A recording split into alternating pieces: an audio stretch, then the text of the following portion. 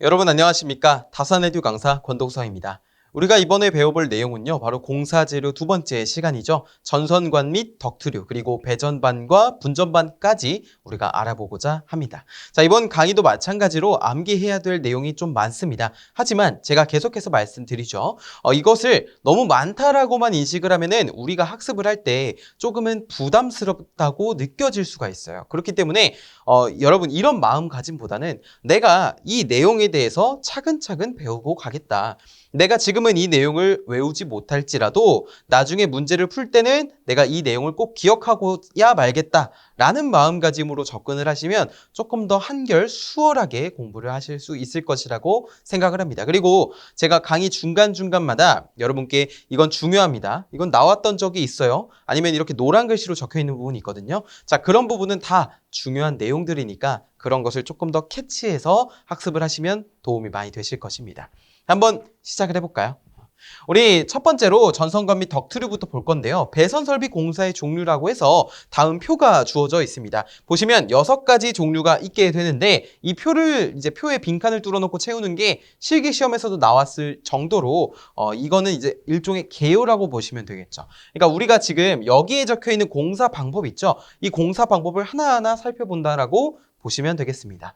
물론 이제 다 다루는 건 아니지만 전부 다 다루는 건 아니지만 그래도 이 공사 재료에서 나오는 필기 과목에서 나오는 핵심적인 내용들은 꼭 다루고 갈 테니까 여러분 이거는 이제 일단 개요라고 보시면 되겠고 지금은 전선관 시스템에는 이것이 있고 케이블 트렁킹에는 이것이 있고 이런 것으로 분류만 하셨다면 나중에 하나하나 볼 거잖아요. 하나하나 보고 나서 다시 돌아옵니다.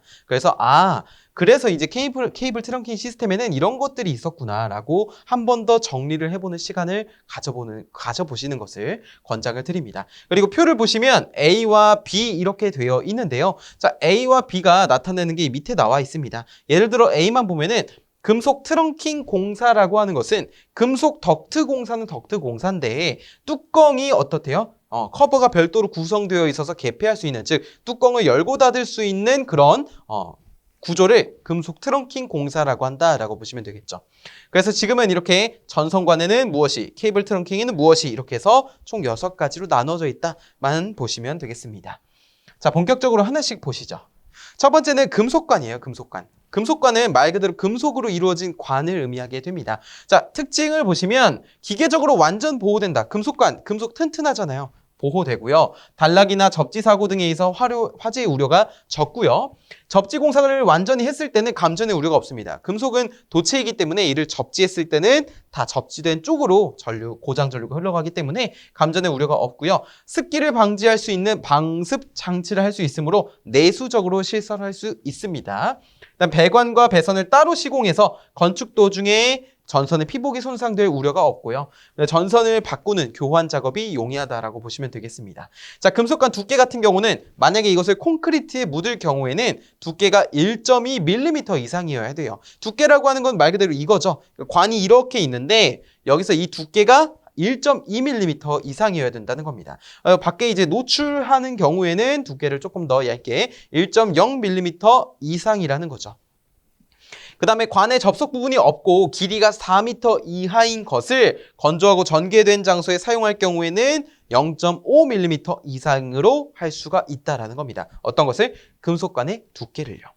자, 지금 보시는 것처럼 이러한 내용들이 우리 5과목이죠. 전기 설비 기술 기준에서도 다뤄지는 내용이 있을 것이고 없을 수도 있습니다. 이것뿐만이 아니라 뒤에서 배운 내용들도 다 적용이 되는 내용이에요. 그렇기 때문에 이거를 잘 공부를 해놓으시면 만약에 이제 5과목에서 그런 문제가 출제되었을 때 우리가 맞힐 수가 있게 되는 것이죠.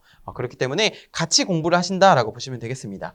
이러한 금속관의 종류에는 이렇게 있습니다. 보시면은 후광전선관이라는 것도 있고 박광전선관이라는 것도 있죠. 자, 보시면은 후광전선관, 관의 두께가 두꺼운 전선관을 말하는 것입니다. 그래서 후광전선관의 두께는 2.3mm 이상입니다. 그 다음에 박광전선관은 관의 두께가 그러니까 얇은 전선관을 말하는 것으로 두께는 1.6mm 이상입니다. 1.6mm 이상. 그래서 여기가 더 두께가 두꺼운 것을 보실 수가 있죠. 그 그 다음에 나사가 없는 전선관인 경우에는 두께가 이런 네 종류가 있습니다. 1.2, 1.4, 1.6, 1.8까지 있어요. 자, 그 다음에 관의 호칭이라고 해서 이제 치수, 전격이라고 보시면 되는데 후광전선관 같은 경우에는 근사내경입니다. 근사내경이 뭐냐면 안찌름에 가까운이라는 뜻이에요. 안찌름에 가까운 것으로 짝수로 이루어져 있는 호칭이 어떤 거라고요? 후광 전선관. 하나, 둘, 셋, 넷, 다섯, 여섯, 일곱, 여덟, 아홉, 열 가지로 종류가 구성이 되어 있습니다. 박강전선관은 근사 외경입니다. 바깥지름에 가까운 어떤 거? 홀수로 구성이 되어 있어요. 하나, 둘, 셋, 넷, 다섯, 여섯, 일곱 종으로 구성이 되어 있습니다. 그래서 우리 이 후광전선관과 박강전선관의 호칭 정도는 꼭 기억하고 넘어가셨으면 좋겠습니다. 그 다음에 나사 없는 전선관 같은 경우는 박강전선관과 치수가 같고요. 여기 보시면 부록이라고 할까요? 이 비고를 보시면요. 후광, 박강, 금속 전선관 모두 한 본의 길이는 몇 미터래요? 3.66m래요. 그러니까 이게 KSC 8401 항에 따르면 금속관은 원칙적으로 3660mm 이상으로 할 것으로 되어 있거든요. 아니면 3660mm로 할 것이라고 되어 있는데 그래서 한 본의 길이를 물어봤으면 이렇게 대답을 해줘야 됩니다. 밀리미터인지 미터인지 잘 보시고 이 문제로 여러 번 나왔거든요. 그렇기 때문에 이 한 본의 길이도 꼭 기억을 해주시길 바라겠습니다. 관의 양끝은 나사로 되어 있으며 산화 방지를 위해서 아연 도금 그리고 에나멜 도장이 되어 있다라고 보시면 되겠죠. 자, 그 다음에 금속전선관의 시공입니다. 시공. 금속전선관은 그냥 하는 것이 아니죠. 시공을 통해서 해야 되는데 자, 일단 관을 어떻게 자르고 어떻게 나사선을 내는지를 말해주고 있습니다. 자, 관의 절단은 파이프 바이스에 고정을 시킨답니다. 그 다음에 고정을 시켜요. 이 금속관을. 그 다음에 파이프를 자르는 파이프 커터가 있습니다. 고정을 했으면 우리가 톱질하기도 편하겠죠. 예를 들어서. 그러면은 파이프 바이스에 고정을 시키고 옆에서 파이프 커터로 자르는 겁니다.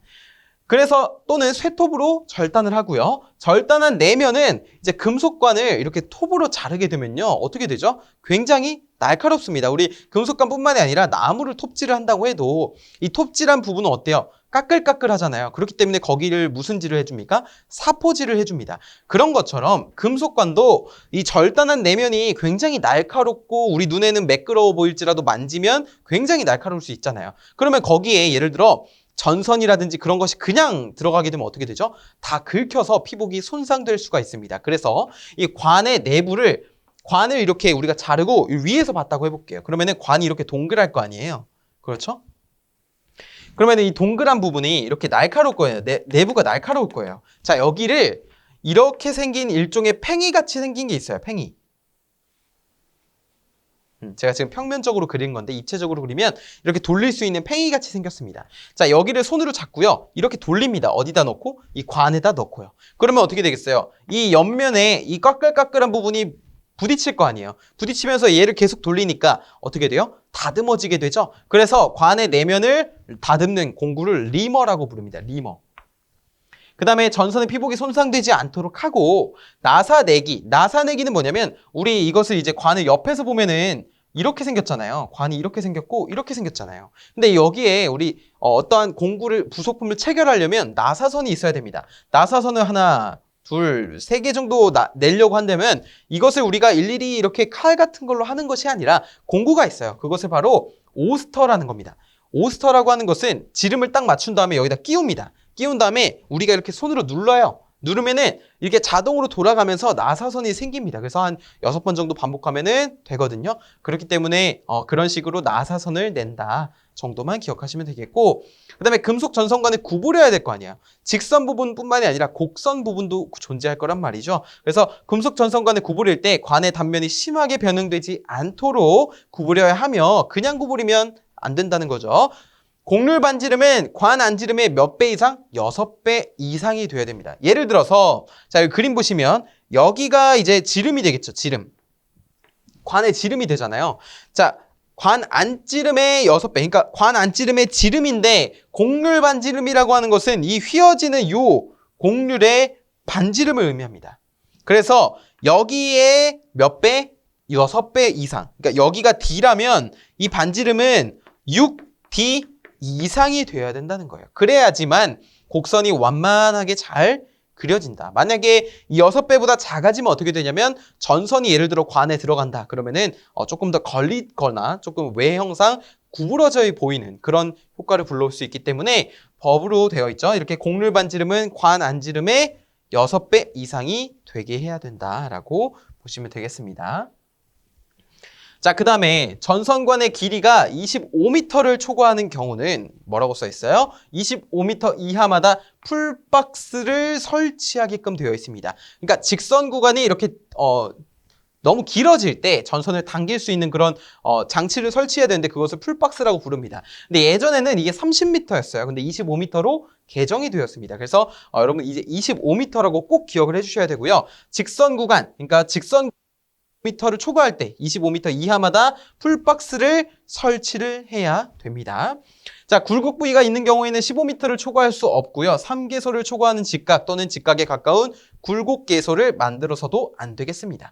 자, 그다음에 금속관에 굵기 있잖아요. 굵기는 전선 및 케이블의 피복 절연물 등을 포함해서 이 단면적의 총 합계가 관내 단면적의 3분의 1을 초과하지 않도록 하는 것이 원칙입니다. 아시겠죠? 3분의 1을 초과하면 안 됩니다. 관내 단면적에. 그래서 이제 말장난을 한다면 여기서 3분의 2라든지 그런 것으로 좀 출제가 될 수도 있겠죠. 관내 단면적 3분의 1을 이 전선, 절연물이라든지 전선, 케이블의 피복을 포함한 이런 각종 다 합친 단면적이 관내 단면적의 3분의 1을 초과해서는 안 된다. 자, 그 다음에 여기 보시면 금속관은 공사할 때 필요한 부속품들이 나와 있습니다. 부속품 굉장히 중요합니다, 여러분. 부속품.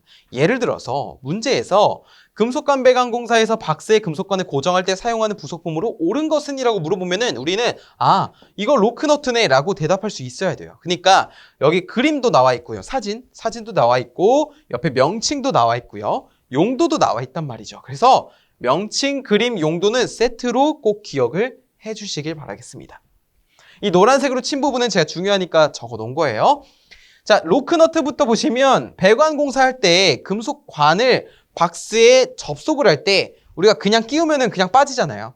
끼워서 조여야 된단 말이죠. 그것을 로크너트, 잠금 너트라고 하죠. 그것으로 잠궈주게 된다. 그 다음에 부싱이라고 하는 것은 이것을 그냥 금속관이 피복이래요. 전선의 피복이 금속관 끄트머리에 가면은 이게 인출하거나 인입할 때 손상될 수가 있습니다. 날카로워서. 그래서 전선의 절연 피복을 보호하기 위해 금속관 끝에 달아주는 겁니다. 그러면은 완만해지거든요. 그럼 거기를 전선이 이렇게 부딪히더라도 긁히지가 않는 것이죠. 그것을 부싱이라고 표현을 합니다. 자, 엔트런스 캡이라고 하는 것은 인입구, 인출구의 금속관 관단 끝에 설치해서 빗물의 침입을 방지하는 겁니다. 자, 그래서 비의 침입을 막는데 가장 좋은 부품이다 물어보면 엔트런스 캡이라고 대답해 주시면 되겠습니다. 자, 그 다음에 터미널 캡입니다. 터미널 캡. 터미널 캡이라고 하는 것은 저압 가공 인입선에서 금속관 공사로 옮겨지는 곳 또는 금속관으로부터 전선을 뽑아 전동기 단자 부분에 접속할 때 사용하는 것. 이것을 터미널 캡이라고 부른다라고 보시면 되겠습니다. 캡, 뚜껑이란 거죠. 자, 그 다음에 플로어 박스입니다. 플로어. 층이죠, 층. 바닥이란 뜻입니다. 바닥 밑으로 매입 배선했을 때 또는 바닥 밑에 콘센트를 접속할 때 어떻게 한다고요? 사용하는 것을 플로어 박스라고 한다고요.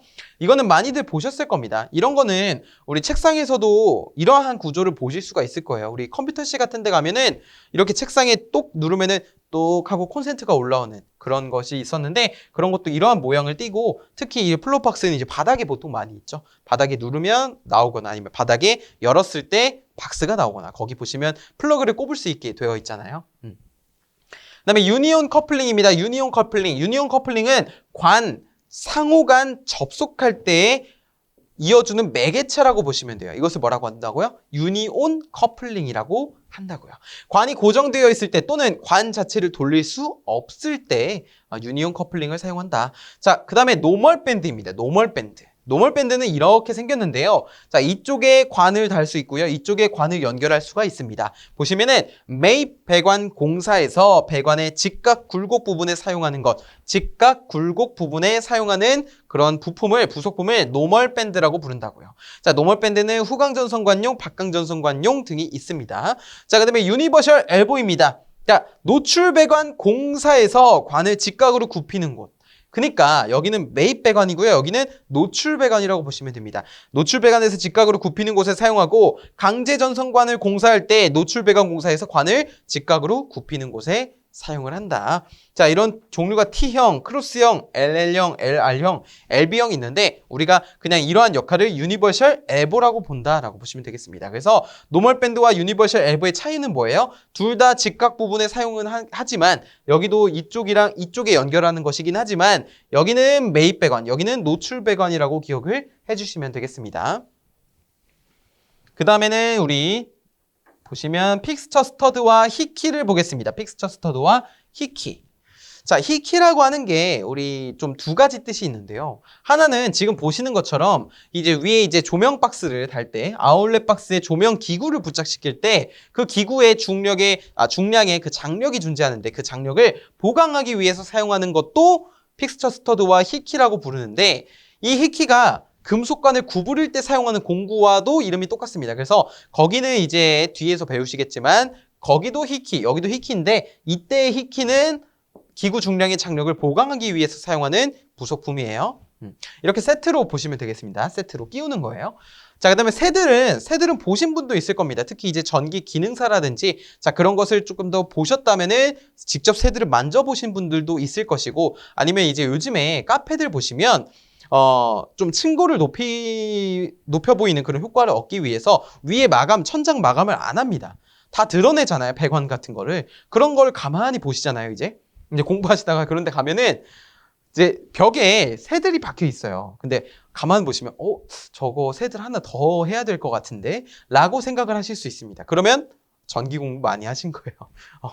어쨌든 이 파이프, 배관이라고 하는 것을 조영제에 부착하기 위해서 사용하는 것을 새들이라고 합니다. 새들. 이 사이에 배관을 끼우는 거예요.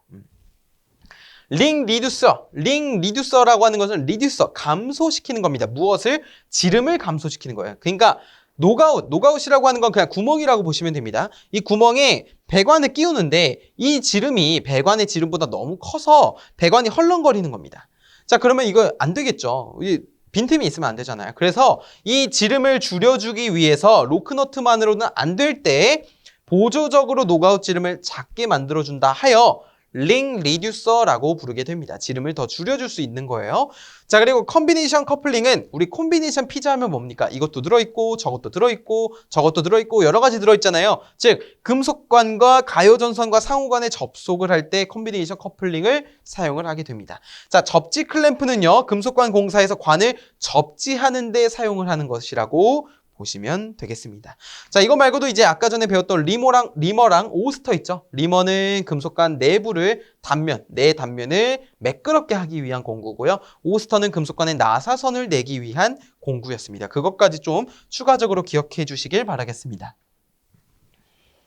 자, 그 다음에 금속관 공사 부속품 보시면 또 이러한 공사입니다. 이러한 공사인데, 자, 이게 카페 가면 이렇게 새들이 있다는 거예요. 그래서, 이 새들을 할 때 금속관에서는 2m 이하마다, 새들을 고정을 시켜 주어야 되고요. 자, 그 다음에 여기 노출 원형 박스도 있고, 금속관을 접속할 때 커플링이란 것도 있고, 유니버셜 T형 있죠? 자, 여기 직각 부분, 노출에서 직각 부분에 사용을 하는 것을 볼 수 있고 여기는 노출 스위치 박스죠. 스위치 박스라고 하는 건 여기에 전등을 켜는 또는 선풍기를 켜는 스위치가 존재하게 됩니다. 거기에 연결을 하게 되고 여기는 이제 직선 구간이 25m를 초과했을 때 당길 수 있는 풀박스가 존재하게 됩니다. 풀박스는 25m마다 설치를 해줄 수가 있게 되고 이 풀박스는 이렇게 접지가 되어 있는 것을 확인할 수가 있습니다. 자, 그 다음에 여기 보시면 로크너트 있고요. 전선관이 있는데 여기 노가웃의 크기가 적당하다면 로크너트만으로 그냥 잠깁니다. 그런데 이 노가웃의 크기가 이 관보다 너무 크다면 여기에 어떤 것을 사용한다고요? 링 리듀서를 사용한다고요. 링 리듀서를 사용을 해서 고정을 시켜주게 되는 것이고 여기는 로크너트의 생김새를 보여준 것이고요. 이 로크너트가 이렇게 들어가게 되겠죠. 그 다음에 여기 링 리듀서 보시면 링 리듀서 지름을 줄여주는 것이라고 보시면 되겠습니다. 자, 그 다음에 합성 수지관입니다. 자, 금속 전선관보다 가격이 싸고 시공이 용이하며 절연성 그리고 내 부식성도 좋고요. 가볍습니다. 금속보다 가볍겠죠. 그렇죠? 그 다음에 뭐라고 적혀있냐면 비자성체입니다. 자성이 없다라는 겁니다. 관 자체를 접지할 필요도 없어요. 차성을 띠지 않기 때문에. 그래서 기계적 강도가 약합니다. 말랑말랑하다는 거죠. 충격이나 중량물에 의한 압력에 견디기 힘든 단점이 있어서 보통 옥내용에 많이 사용을 한다고 보시면 되겠습니다. 자, 누전에 우려가 없고요. 내식성이 있으며 접지가 불필요, 중량 가볍고 시공이 용이하나 기계적 강도가 약함, 그리고 열에도 약하다라고 보시면 되겠고, 자, 이러한 종류에는 경질 비닐 전선관, 파상형 폴리에틸렌 가요 전선관, 합성 수지재 가요 전선관이 있는데, 우리 전기 기능사 했던 분들이라면 요 PE관과 CD관을 많이 보셨을 거예요. CD관은 말랑말랑한 거 우리 카페에서도 많이 볼 수 있습니다. PE관은 이것보다는 좀 튼튼한데 스프링으로만 구부릴 수 있습니다. 그 다음에 이제 경질 비닐 전선관 같은 경우에는 가스 토치 있죠. 토치로 가열해서 그 부분을 이렇게 부드럽게 구부려주는 그런 역할을 수행하게 됩니다. 그 다음에 합성 수지관은 어떻게 시공하는지 알아보겠습니다. 자, 전개된 장소나 은폐된 장소 등 어느 곳이나 시공할 수 있다는 것이 가장 큰 장점이고요. 중량물의 압력 또는 심한 기계적 충격을 받는 장소의 시설에서는 안 되겠습니다. 그리고 2층, 그러니까 이중 천장에 있는 시설하면 안 되고요. 경질 비닐 전선관의 두께가 2mm 이상인 것을 사용해야 되고, 상호 간의 접속은 어떤 것을 사용한대요? 박스 또는 커플링을 사용을 한다. 자, 전선관 상호, 전선관과 전선관끼리 또는 전선관과 박스 간의 접속 시 전선관을 넣는 깊이는 관의 바깥 지름의 몇 배래요? 1.2배래요. 그런데 만약에 여기 넣는데 이 부분에다가 접착제를 사용하면은 조금 더 줄일 수 있는 0.8배 이상으로 할 것이라고 규정되어 있습니다. 그래서 이거 굉장히 자주 물어봅니다, 여러분. 꼭 기억해 주세요. 관의 바깥 지름의 1.2배, 접착제를 사용하는 경우에는 0.8배, 1.2, 0.8, 1.2, 0.8 꼭 기억을 해주셨으면 좋겠습니다. 그 다음에 꽂은 접속에 의하여 견고하게 접속해야 됩니다. 예를 들어 CD관도 꽂을 때 축 하고 확실하게 꽂아야 된다는 거죠. 관 길이 1.5m 이하마다 새들로 고정시켜야 돼요. 1.5m 이하마다라는 거는 1.5m마다는 최소 새들로 고정을 시켜야 됩니다. 왜냐하면 이것을 고정 안 하잖아요. 그러면은 축 처질 수가 있어요. 왜냐면 가요, 말랑말랑하잖아요. 그렇기 때문에 금속관처럼 이렇게 튼튼하지가 않잖아요. 그래서 새들로 꼭 고정시켜줘야 됩니다. 물론 금속관도 튼튼하게 이제 하중을 분산시키기 위해서 새들로 고정합니다. 그런데 합성 수지관은 그것보다 더 짧게, 아까 전에 금속관 공사에서 2m였잖아요, 새들이. 근데 여기는 1.5m 이하입니다. 그래서 이때 새들로 고정을 시킬 수 있다. 자, 그럼 여기도 마찬가지로 단면적의 총 합계가 관 내 단면적의 몇 분의 몇? 3분의 1을 초과하지 않도록 해야 되겠습니다. 그 다음에 네 번째, 금속재 가요 전선관입니다. 금속은 금속인데 이제 잘 휠 수 있는 가요 전선관이라는 거예요. 그래서 가요성이 풍부하고 길고 관을 접속하는 일이 적어요. 그래서 자유롭게 배선할 수 있고, 증설 배선 작은 경우 아니면 안전함과 전동기 사이의 배선 등이 많이 사용이 되더라. 종류에는 다음과 같습니다. 1종 가요 전선관부터 해서요. 비닐 피복 2종, 비닐 피복 2종, 전선관의 크기는 안지름에 가까운 호칭, 안지름은 내부 두께를 제외한 내부 지름을 말하게 되죠. 그리고 길이는 10, 15, 30m로 되어 있다까지 우리가 정리할 수 있겠습니다. 자, 금속재 가요전선관 호칭은 다음과 같은데요. 보시면 KSC 8422 항에 따라서 가요전선관 제1종 금속재 가요전선관과 제2종 금속재 가요전선관의 호칭이 나와 있습니다. 보시면 아시겠지만 10, 12, 16, 22, 28, 36, 42, 54, 70, 82, 92, 104. 여기는 10, 12, 15, 17, 24, 30, 38, 50, 63, 76, 83, 101로서 우리가 아까 전에 박강전선과 후강전선과 호칭과는 다소 다른 것을 확인할 수가 있죠. 그 다음에 금속재 가요전선과 마저 보면요. 우리 시공 방법도 한번 보겠습니다. 자, 구부려지는 안쪽 반지름. 구부려지는 이 안쪽 반지름은 가요전선과 안지름의 몇 배 이상? 6배 이상. 그러니까 곡률 반지름은 6배 이상이어야 된다는 거예요. 바깥 지름에. 금속재 가요전선관과 박스와의 접속은 커넥터를 사용을 해야 되고요. 커넥터 종류에는 스트레이트 커넥터, 그 다음에 앵글 커넥터, 더블 커넥터 등이 있습니다. 특히 이 관과 박스를 접속하는 커넥터로 스트레이트 박스 커넥터가 있습니다. 이것까지 좀 추가적으로 아시면 좋겠고, 가요전선관과 가요전선과 상호 간의 접속은 스플릿 커플링을 사용을 하고요. 금속재 가요전선관과 금속 전선관의 접속에는 서로 다르기 때문에 컨비네이션 커플링이라는 것을 사용을 하게 됩니다. 이것까지 좀 아시면 되겠습니다. 여기 보시면 가열 전선관끼리는 스플릿 커플링으로 접속을 한 걸 볼 수가 있고, 여기는 컨비네이션 커플링으로 이쪽과 이쪽 이렇게 다른 것으로 접속을 할 수가 있습니다. 다섯 번째는 케이블 공사입니다. 케이블 공사. 자, 케이블 공사는 시설 방법에 따라서 직접 고정하거나 아니면 고정하지 않거나 아니면 지지선을 이용해서 고정하는 방법 등이 있다는 거예요. 자, 구부릴 때는 피복이 당연히 손상되면 안 되겠죠. 근데 굴곡부 안쪽의 반경은 케이블 외경의 6배 이상. 여기까지는 어디들 많이들 들어보셨잖아요. 그쵸? 그런데 단심인 것은, 그러니까 심이 하나, 단심인 것은 8배. 만약에 케이블이 알루미늄 P 케이블이라면은 바깥지름의 12배 이상으로 하여야 한다라고 규정이 되어 있습니다. 그래서 만약에 문제에서 이런 경우 있었어요. 다음 중 이런 정의가 쭉 나오고 바깥지름의 12배 이상으로 할 수 있는 케이블은 이라고 하면은 정답은 알루미늄 P 케이블을 말하게 되는 것입니다. 자, 일반적인 경우에는 곡률 반지름이 케이블 바깥지름의 6배, 만약에 단심이라는 조건이 있으면 8배, 알루미늄 P라는 조건이 있으면 12배까지 우리가 정답으로 골라줄 수가 있겠죠. 다만 부득이한 경우에는 케이블의 피복에 균열이 생기지 않을 정도로 굴곡시킬 수 있다. 케이블을 조형지의 아랫면 또는 옆면에 따라 붙이는 경우 케이블 간의 지지점 간의 거리를 2m, 만약에 사람이 접촉할 우려가 없고 수직으로 배치할 경우에는 6m, 이거 많이들 보시게 될 겁니다. 6m라는 숫자를. 그래서 2m도 2m지만 이 조건, 사람에 접촉할 우려가 없는 경우 이렇게 6m까지 기억을 해주시면 되겠습니다. 자, 그 다음에는 케이블 트레이 공사입니다. 케이블 트레이 공사.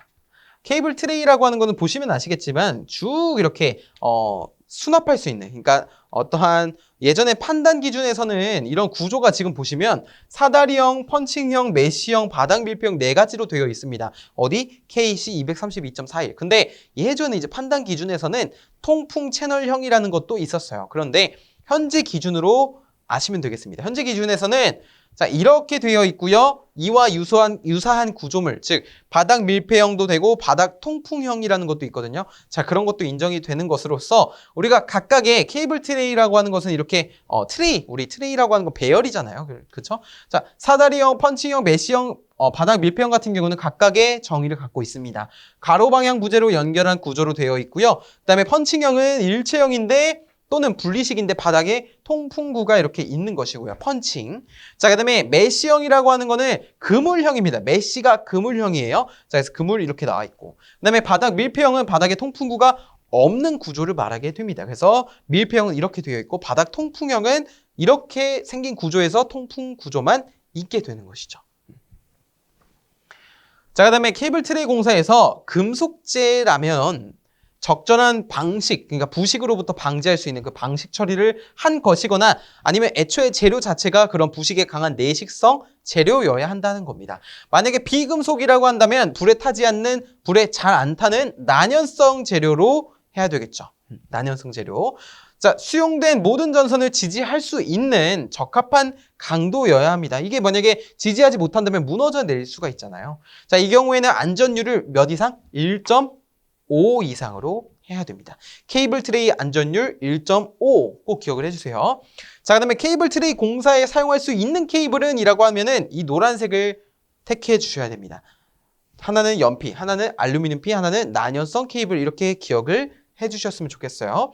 절연 전선을 사용해야 되고요. 케이블이 케이블 트레이 시스템에서 금속관, 합성 수지관 등 또는 함으로 옮겨가는 개소에는, 그런 장소에는 압력이 가해지지 않도록 지지해야 됩니다. 압력이 있으면 그 개소에서 불안정할 수 있기 때문에 압력이 없도록 해야 된다는 거예요. 자, 7번째는 금속 덕트 공사입니다. 여기 보시면 노란색 글씨가 굉장히 많은데요. 한번 볼게요. 첫 번째는 금속 덕트라고 하는 거는 우리 덕트가 통로예요, 통로. 금속으로 된 전선관이 지나갈 수 있는 통로를 말하게 됩니다. 전선이 지나갈 수 있는 통로. 자, 그래서 폭이 나와 있는데, 자, 폭이 40mm 이상, 두께가 1.2mm 이상인 철판으로 되어 있어야 되고요. 또는 이와 동등한 이상의 기계적인 강도를 가지고 있어야 된다는 겁니다. 자, 그리고 몇 미터 이하 간격으로 3m 이하마다 튼튼하게 지지를 해줘야 되고요. 뚜껑이 쉽게 열리면 안 됩니다. 덕트라고 하는 것은요, 막혀 있는 거예요. 뚜껑이 쉽게 열리면 안 되는 겁니다. 자, 금속 덕트의 안쪽 면 및 바깥면에는 산화 방지를 위해 아연도금 또는 이화동 등 이상의 효과를 가지는 도장을 수행해야 되고요. 수용하는 전선은 절연물을 포함하는 단면적의 총합이 많이 보셨죠? 금속 덕트 내 단면적의 20% 이하가 되도록 한다.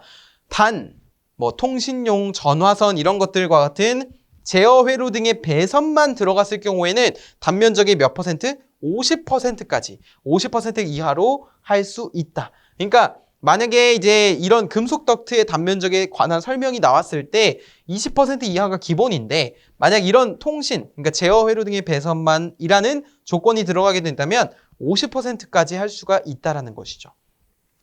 금속 덕트라고 하는 것을 조영제에 취부할 경우에는 트렁킹의 지지점 간의 거리를 몇 미터? 3미터. 그런데 마찬가지로 취급자 이외의 자가 출입할 수 없을 때, 즉 사람의 접근이 조금 떨어질 때 수직으로 붙이는 경우에는 몇 미터?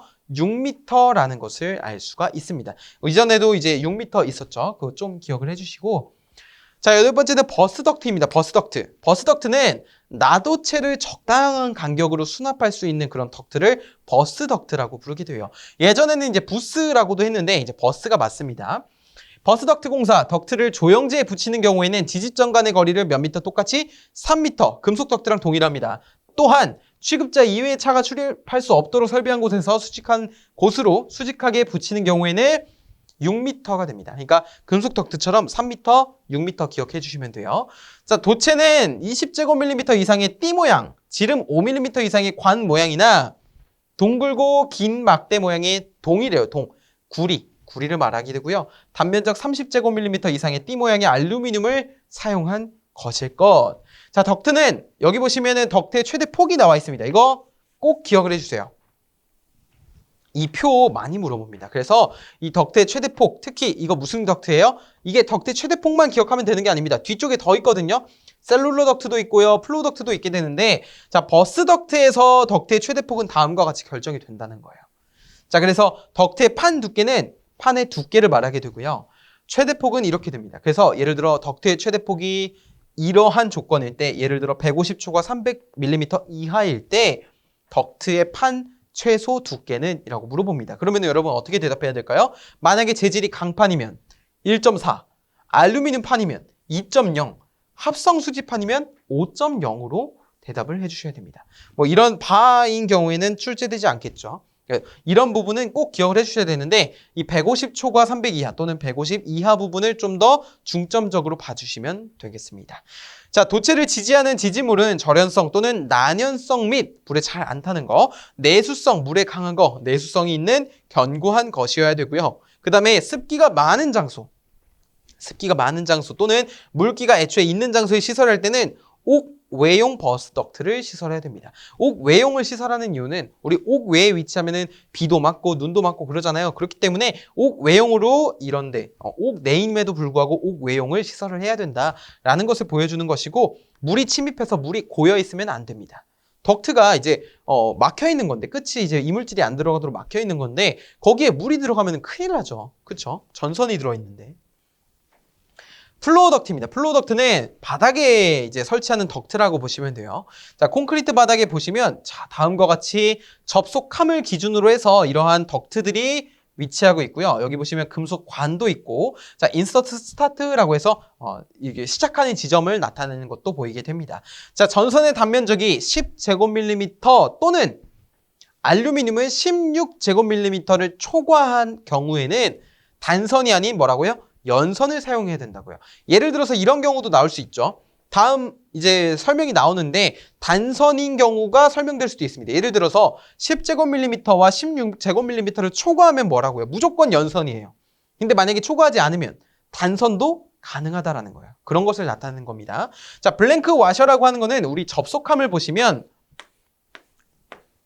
자, 지금 제가 그림을 좀 못 그리긴 하지만 여기에 예를 들어 이렇게 관이 위치한다고 한다면 어떤 것은 관이 연결이 되고 어떤 것은 연결이 안 될 거 아니에요. 그러니까 여기 빈 공간이 있을 거잖아요. 이 빈 공간을 이 박스를 일단 정크션 박스라고 하는데 이 정크션 박스에 접속하지 않는 이 두 부분을 막기 위해서 여기에 시설하는 거 블랑크 와셔 또는 블랭크 와셔라고 부르게 됩니다.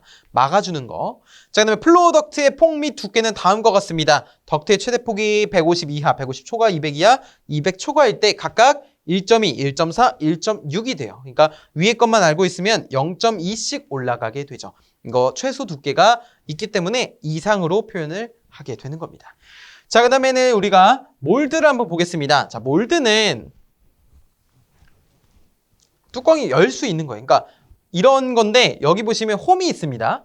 근데 홈에 이게 뚜껑이거든요. 덮개거든요. 덮개를 이렇게 끼울 수가 있는 거예요. 그래서 팡 하고 치면 들어갈 수 있게끔 이런 구조를 우리가 몰드라고 부르게 되는데, 자, 몰드는 다음과 같은 특징을 가지고 있다는 겁니다. 저압 옥내 노출 배선을 사용하는 것으로 제가 기술봉사 갈 때도 이 몰드를 잘 사용을 했습니다. 자, 캡과 베이스로 되어 있어서 조립이 간단하고 조금 더 전선이 눈에 안 보이기 때문에 깔끔하고 보기에도 좋습니다. 건물 벽에 다소 울퉁불퉁한 것이 있더라도 밀착 배관이 가능해요. 몰드를 이렇게 부착하잖아요. 만약에 울퉁불퉁하면은 거기를 조금 다듬거나 아니면은 피스로 이렇게 나사로 이렇게 고정을 시키는 그런 방법도 있습니다. 자, 학교, 지하철, 백화점, 창고, 병원, 공장, 점포, 사무실 등의 이러한 공법이 주로 사용이 됩니다. 여러분 주변에도 흔히 찾아볼 수 있을 거예요. 자, 이러한 몰드는 자, 보시면 전선은 절연 전선이어야 됩니다. 절연 전선 또는 케이블. 근데 절연 전선도 다 되는 게 아닙니다. 옥 외용 비닐 절연 전선은 안 됩니다. 그래서 절연 전선인데 저 부분은 빼고 외워야 되겠구나라고 이해하시면 되겠고요. 케이블을 사용해야 되고, IP 코드 같은 경우는 이렇게 IP2X, IP4X, IPXXB, IPXXD라고 되어 있는데, 자, 이 부분은 그냥 어떻게 읽든지 상관없습니다. 하지만 이 코드별로 정의 정도는 한번 쭉 읽어보시는 것이 좋고요. 자, 그다음에 세부 내용 같은 경우에는 지름 12mm, 길이 80mm, 지름 12.5mm보다 큰 고형물, 이런 주요 핵심 키워드만 조금 기억을 하시면 좋아요. 근데 제일 중요한 건 몰드의 IP 코드는 이렇게 4가지가 있다라는 것만 좀 기억을 해주시면 되겠습니다. 여기 보시면 손가락 접근에 대한 보호도 이렇게 상세하게 세부 내용이 정해져 있죠. 자, 그 다음에 두 번째, 세 번째, 네 번째, 다섯 번째까지 볼게요. 자, 첫 번째는 이제 전선의 단면적. 전선의 단면적이 10제곱밀리미터, 알루미늄은 항상 나오죠. 16제곱밀리미터를 초과하는 경우에는 어떠한 선을 사용해야 된다? 연선을 사용해야 된다. 합성수지 몰드, 이 부분 굉장히 잘 나옵니다. 이거 꼭 외워주세요. 합성수지 몰드는 홈의 폭, 그 다음에 깊이, 폭 깊이, 그쵸? 깊이가 35mm 이하, 두께는 2mm 이상이어야 하는데 여기 조건이 붙습니다. 단, 사람이 쉽게 접촉할 우려가 있으면 조금 더 넓게 할 수 있어요. 넓고 얇게. 폭이 50mm 이하까지 되고요. 두께는 1mm 이상입니다. 여기는 사람이 접촉할 우려가 있기 때문에 35mm보다 작게, 두께는 2mm 이상이었는데 사람이 접촉할 우려가 없으니까 폭이 50mm보다 작게, 두께는 1mm 이상이 되는 거예요. 황동제 또는 동제 몰드는 폭이 50mm 이하, 두께 0.5mm 이상인 것일 것. 그 다음에 단면적의 총 합계가 해당 몰드 내 단면적의 몇 퍼센트? 20%를 초과하지 않도록 하는 것입니다. 자, 그 다음에 금속 트렁킹 공사입니다. 보시면은 금속 트렁킹 공사는 우리 관에 이렇게 구멍을 판다고 보시면 되겠는데요. 자, 공장, 사무실 등에서 다수의 배선을 수납할 수 있는 공사 방법이라고 보시면 되겠습니다. 이미 사용 중인 금속 덕트 중에서 개폐할 수 있는 덮개가 설치되는 금속 덕트 중에서 개폐할 수 있는 덮개가 있는 경우에는 금속 트렁킹이라고 표현을 하게 되는 것입니다. 만약에 금속 트렁킹이라고 하는 것을 조영지에 취부할 경우에는요, 지지점 간의 거리를 3m, 만약에 사람의 취급자 이외에 사람이 출입할 수 없고 설비한 곳에서 수직으로 붙이는 경우에는 6m 이하, 굉장히 많이 보이는 숫자죠. 자, 그 다음에 절연전선을 금속 트렁킹 내에 넣을 경우, 동일한 금속 트렁킹 내에 넣을 경우 피복 절연물을 전부 다 포함을 해서 단면적의 총합계가 트렁킹 내 단면적의 20%를 초과하지 않고, 다만 제어 회로 등의 배선을 사용하는 것만 취급할 경우에는 몇 퍼센트? 50% 이하가 되어야 되겠습니다.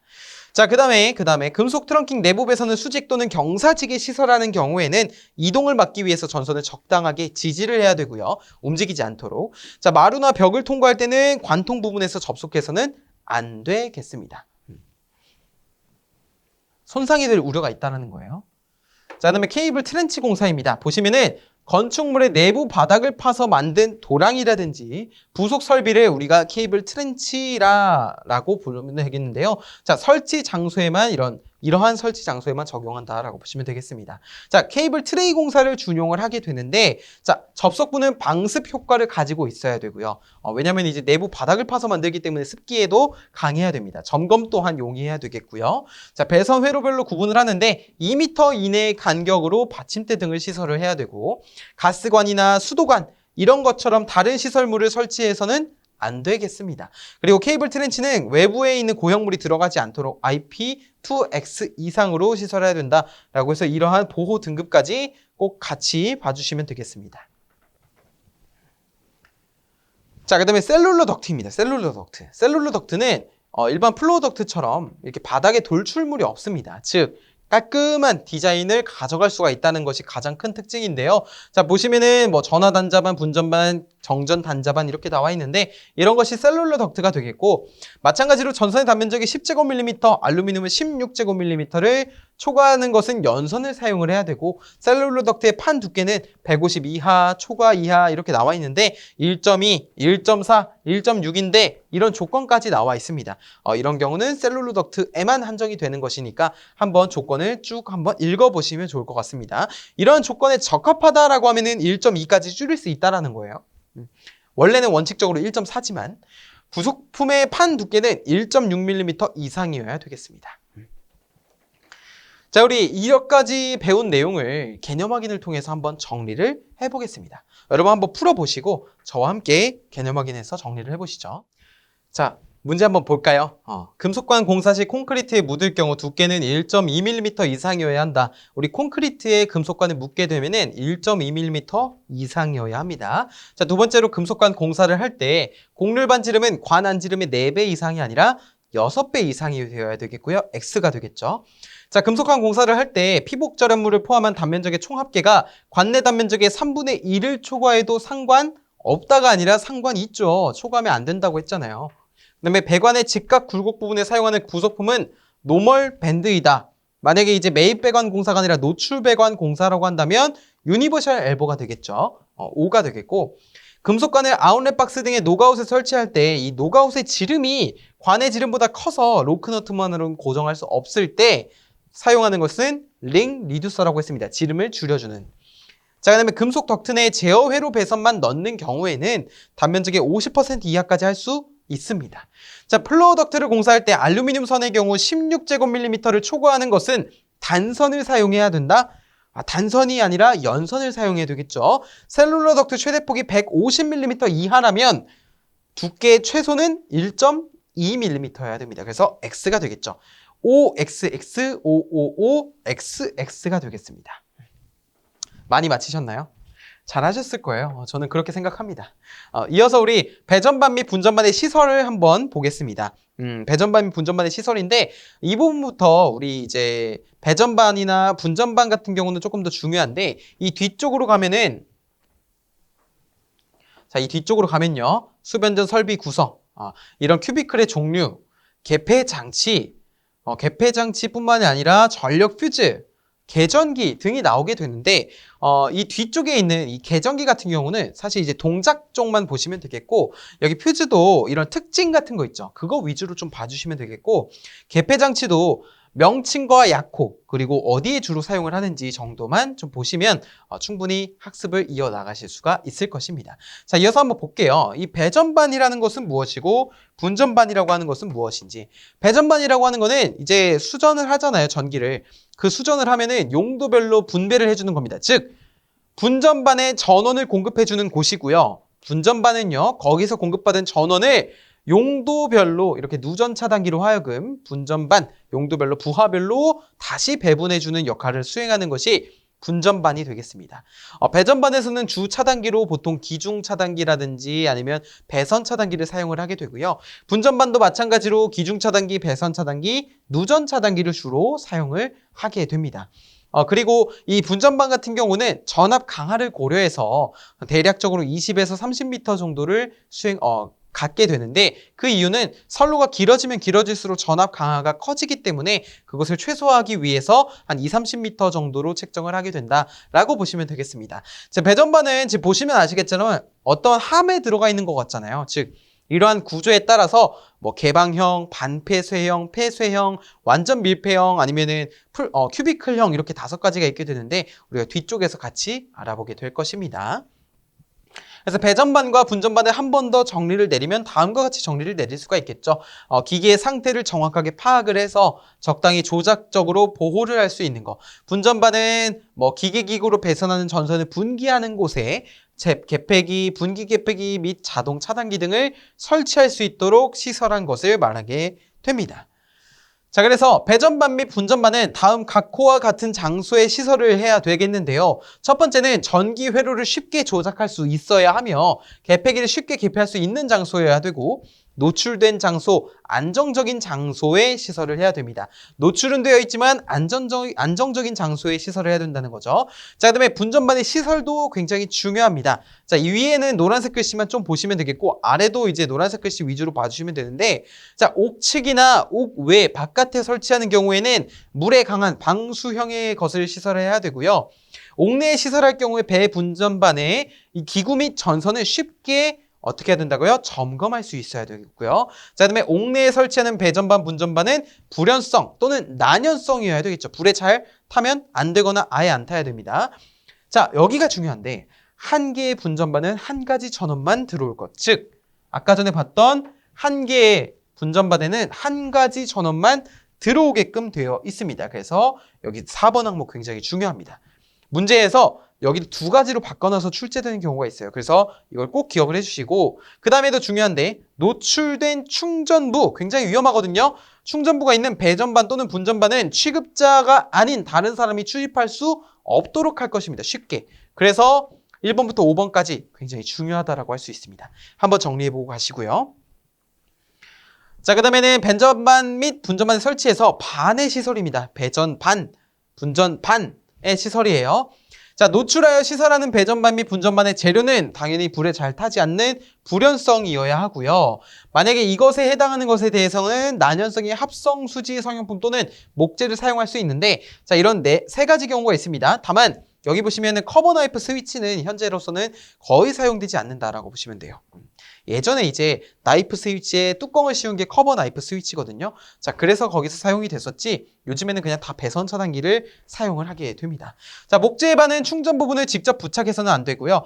반의 뒤쪽은 배선 및 기구를 배치하지 말아야 되고요. 반의 옆쪽에 소형 덕트를 설치할 경우에는 이 덕트가 뭐 전선이 눌린다든지 아니면 전선이 구부러진다든지 하면 안 되는 정도로 조금 더 크게 할 수 있는 것이어야 한다라고 규정을 하고 있습니다. 자, 그 다음에 함의 시설입니다. 함, 분전, 함. 함은 배전반 및 분전반을 넣은 함으로써 난연성 합성 수지로 된 것은 두께 1.5mm 이상의 어떤 거? 내아크성이어야 되고요. 아크를 견딜 수 있어야 된다는 거죠. 자, 그 다음에 강판재, 철판이죠. 강판재의 것은 두께 1.2mm 이상이어야 하며 가로, 세로의 길이가 만약에 30cm 이하이라면 두께 1.0mm 이상으로 할 수 있다는 거예요. 그러니까 두께를 조금 더 얇게 할 수 있다. 자, 목재 분전함인 경우에는 두께 1.2cm인데 뚜껑은 제외입니다.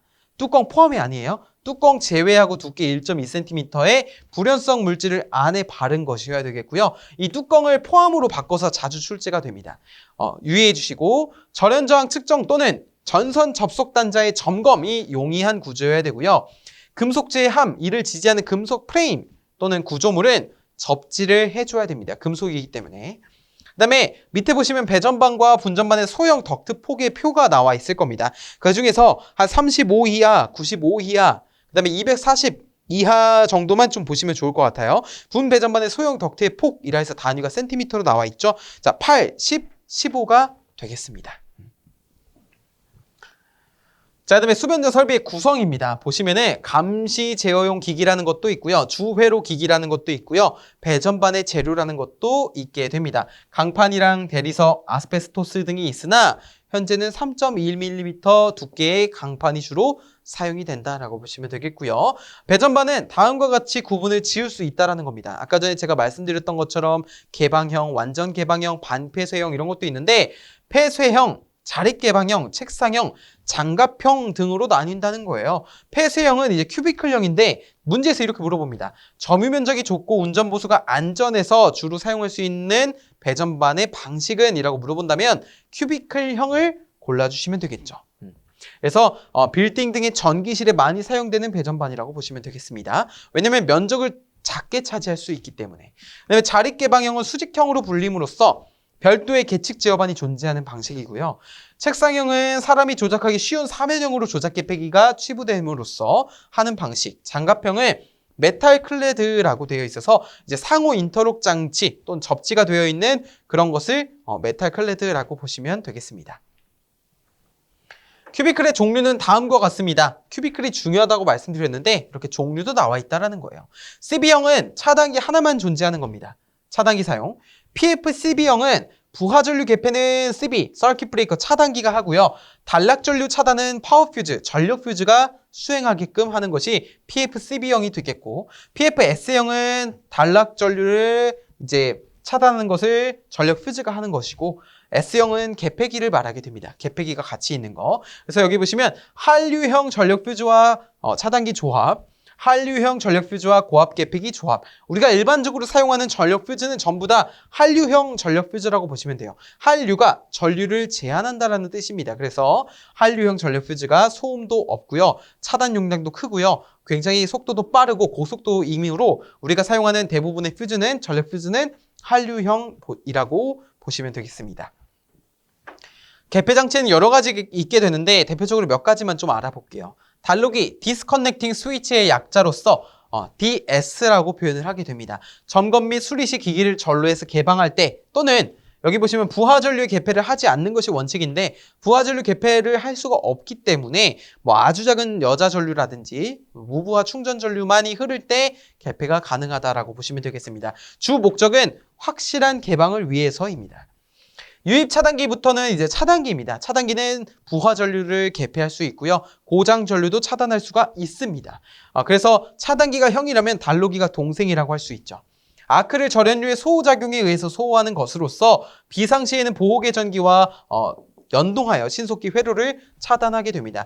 유입 차단기, 아크릴 절연류로 하기 때문에 유입 차단기라고 부르게 됩니다. 자, 진공 차단기는 고진공 중에서 전류를 차단하므로 외기의 영향을 받지 않고요. 자, 가스 차단기는 SF6 가스를 사용하게 됩니다. 특히 이 SF6 가스는 불활성 기체로서 무독, 무색, 무취의 특성을 나타내고 공기에 비해서 소호 능력뿐만이 아니라 절연 내력 또한 좋게 됩니다. 그래서 SF6 가스를 이용한 차단기는 가스 차단기다라고 보시면 되겠어요. 그다음에 기중 차단기는 이제 저압 배전반의 주 차단기로서 사용을 하게 되는데 여기는 MCCB도 같이 이용이 됩니다. 기중 차단기 같은 경우는 이제 대기압을 이용을 해서 차단을 하는 것으로서 기타의 이상 상태에 따라 차단하기 위해 설치를 하게 되고요. 자기 차단기 같은 경우는 전자력에 의해서 아크를 소호하는 역할을 수행하게 됩니다. 그다음에 고압 또는 특고압 컷아웃 스위치가 있는데 여기 보시면 PCS라고 되어 있죠. 이거는 프라이머리 1차 측에 설치한다라고 해서 프라이머리 컷아웃 스위치 또는 그냥 컷아웃 스위치 COS를 주로 사용하게 됩니다. 그래서 여러분 COS만 기억하셔도 됩니다. 컷아웃 스위치는 우리 주상변압기 1차 측에 설치를 해서 보호하는 역할을 수행하게 되는데요. 그래서 프라이머리라고 부르게 됩니다. 1차 측이라서. 변압기 1차 측의 과전류 차단기로서는 유입 차단기, 방출형 퓨즈, 고압 또는 특고압 컷아웃 등이 있는데 현재 사용되고 있는 것은 거의 고압 또는 특고압 컷아웃 스위치로 보통 사용이 되더라라는 것만 좀 기억을 해주시면 되겠습니다. 자, 그다음에 전력 퓨즈를 보시면 파워 퓨즈인데 자, 전력 퓨즈의 특징이 굉장히 중요합니다. 특징. 가격이 저렴하고요. 그다음에 소형이고요. 소형이지만 차단 용량은 크고요. 재투입이 불가능해요. 퓨즈는 이 안에 퓨즈가 들어있는데 이것이 한번 용단되면은 끊어짐으로써 다시 재투입 불가능합니다. 차단기는 트립이 되면은 다시 투입할 수 있잖아요. 그쵸? 근데 퓨즈는 끊어지면은 교체를 해줘야 돼요. 그래서 재투입이 불가능하다라는 게 가장 큰 단점이고 가격 저렴, 소형 차단 용량 크고 고속 차단 가능하며 보수가 용이하다라는 용이한 장점을 가지고 있게 됩니다. 자, 그다음에 여섯 번째는 계전기입니다. 계전기는 과전류 계전기 OCR이라고 부르게 되는데요. Over Current Relay라고 부르게 됩니다. 일정 값 이상의 전류가 흘렀을 경우에 동작하는 계전기로서 만약에 이제 이 정도 이상의 값이 흐르게 되면은 이거는 안 좋은 상태입니다라고 인식을 해서 차단기를 트립시키거나 하게 되죠. 신호를 주게 되는 것이죠. 자, 두 번째는 전압 계전기입니다. 볼테이지 릴레이라고 하는데 이게 넘으면 over, 낮으면 under라고 부르게 되는데 과전압 계전기, 부적전압 계전기 모두 다 해당이 됩니다. 회로의 전압이 높아지거나 낮아짐으로써 동작하는 계전기를 말하게 되고 이게 전압이 낮아도 문제예요. 전동기에는 전격 전압이라고 하는 것이 있는데 이 전격 전압보다 낮은 전압이 공급이 된다면 전류가 커져서 손상될 우려가 있습니다. 왜냐하면 전력은 그대로인데 전압이 줄어드니까 전류가 많아지게 되겠죠. 그러면 모터가 탈 수가 있습니다. 세 번째는 접지 계전기입니다. 접지 계전기는 지락 계전기라고도 부르게 되는데요. 그라운드 릴레이가 되겠죠. 자, 고압전 선로에 사고가 발생했을 때 동작해서 회로의 유입 차단기를 자동적으로 차단하는 역할을 수행하게 되고 이것이 만약에 접지하지 않은 선로에 들어가게 된다면 이 비접지식 계전기가 사용이 되는데 이것을 우리가 SGR이라고 합니다. 그러니까 즉 접지 계전기는 영상 전류를 검출하는 거예요. 우리 지락전류는요, 영상전류로 구성이 되어 있습니다. 그래서 영상전류를 검출하면 이게 지락이 발생했는지 발생하지 않았는지를 알 수가 있고 SGR이라고 하는 것은 선택 지락 계전기로서 병행한 회선에서 고장난 회선만을, 지락사고가 난 고장난 회선만을 선택적으로 차단할 수 있는 그런 계전기가 되겠습니다. SGR.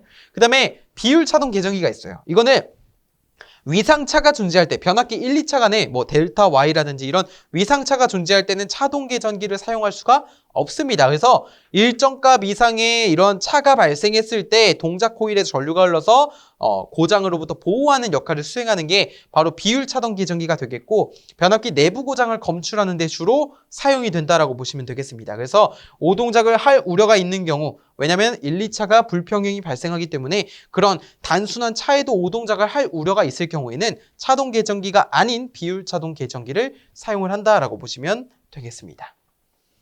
자, 그다음에 계기용 변성기를 보시면요. 5차 계급이 있는데요. 계급을 보시면 표준용, 일반 계기용이 있는데 계급에는 그냥 이 정도가 있구나라고 보시면 되겠고 자, 계기용 변성기의 정확도를 나타내는 게 그냥 5차다라고 보시면 되겠습니다. 자, 계기용 변성기 시험용의 표준기, 특별 정밀 계기용에는 보통 0.1급과 0.2급이 사용이 되고요. 배전반용에는 3.0급이 사용이 된다라고 보시면 되겠습니다. 자, 그 다음에는 이제 변류기입니다. 변류기 보시면 CT라고 해서 커런트 트랜스포머예요. 변류기는 이제 대전류를 저전류로 변성을 해서 기기나 측량기기, 측정기기, 계전기에 공급해주는 용도로 사용되는 게 변류기가 되겠는데 전격 전류는 일반적으로 5A가 되겠습니다. 자, 영상 변류기 같은 경우는 이제 선택 지락 계전기에서 이제 이런 지락 계전기에서 영상 전류를 검출한 것처럼 영상 변류기에서는 마찬가지로 SGR과 함께 이용을 함으로써 우리가 지락 사고를 보호할 수 있는 계전기라고 할 수가 있게 되는 것이죠. 제로 페이스 커런트 트랜스포머라고 부르게 됩니다. 그래서 영상 변류기예요. 영상 변류기. 영상 변류기는 삼상인 경우에는 이렇게 여기에 3개의 선이 들어가게 되고요. 단상의 경우에는 단상선만 들어가게 되는 것이죠. 배전선의 지락사고 보호에 이용되는 것이 막 나오게 되고 여기 보시면 전격 전류가 있습니다. 굉장히 중요합니다. 문제로도 출제된 적이 있어요. 영상 변류기의 1차 전격 전류와 2차 전격 전류 이 두 가지는 꼭 기억을 해주셨으면 좋겠습니다. 그리고 계기용 변압기가 있는데요. PT라고도 하고 VT라고도 합니다. 포텐셜 트랜스포머 또는 볼테이지 트랜스포머라고 하는데 고전압을 저전압으로 변성을 해서 마찬가지로 이런 계전기에 공급을 해주는 용도가 됩니다. 권수비가 나와 있고요. 전격 전압은 일반적으로 110V가 됩니다. 2차 측 전격 전압은요. 여기는 2차 측 전격 전류가 되는 겁니다.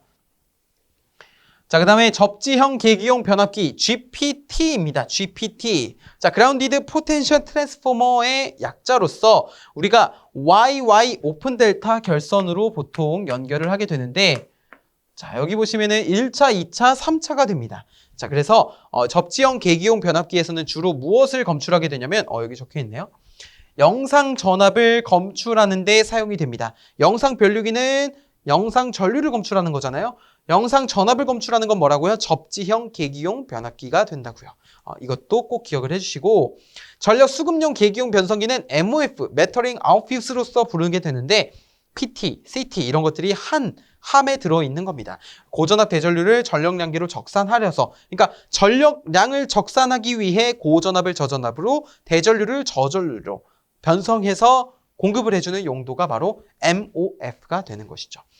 그래서 이렇게 전력계에 전달을 해주는 장치이다. 최대 수요 전력계는 우리가 약호로 DM이라고 표현하게 됩니다. 자, 이렇게 해서 우리가 배전반 및 분전반의 시설까지 알아봤습니다. 정말 고생 많으셨고요. 우리 다음 과정에서는 나머지 공사 재료 파트에 대해서 한번 배워보도록 하겠습니다. 고생 많으셨습니다. 저는 다음 강의에서 찾아뵙겠습니다. 감사합니다.